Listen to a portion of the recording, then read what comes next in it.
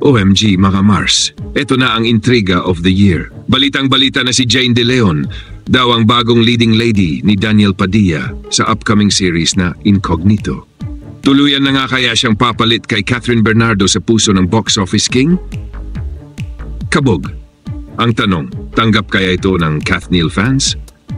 Hindi may kakailan na Daniel at Catherine ang isa sa pinakasikat na love team sa bansa, pero sa bagong project na ito, tila binabasag ang tradisyon.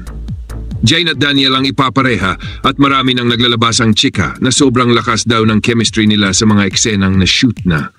May mga fans nga raw na naka-witness ng behind the scenes at ayon sa kanila, parang bagong tambalan ang nabuo, fresh, exciting at full of kilig. Pero ito pa, Mars. Ayon sa ilang sources sa production, si Jane raw ang pinili, mismo ng mga big boss ng ABS-CBN, dahil bagay daw silang dalawa ni Daniel para sa intense at mature theme ng serye. May mga nagsasabing baka ito na ang simula ng isang bagong powerhouse tandem na magiging bahagi ng primetime block. Mars ang init. Siyempre, hindi kumpleto ang intriga kung walang reaksyon ng Kathniel fans.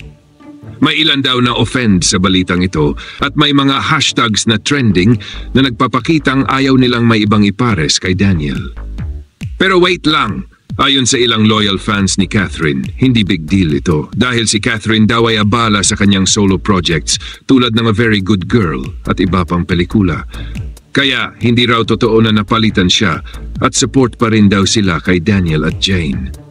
Pero ang tanong, Mars, hanggang kailan magiging trabaho lang ang tambalang ito? May mga blind item na nagsasabing masaya raw si Daniel na makatrabaho si Jane at tila nagkakapalagayang loob na sila. Juicy, di ba?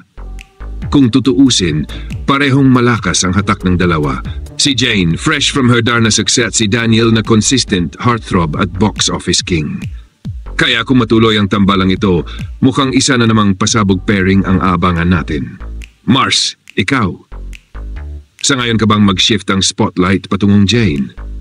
O loyal ka pa rin sa OG tandem? Isa lang ang sigurado, hindi magpapakabog si Jane De Leon.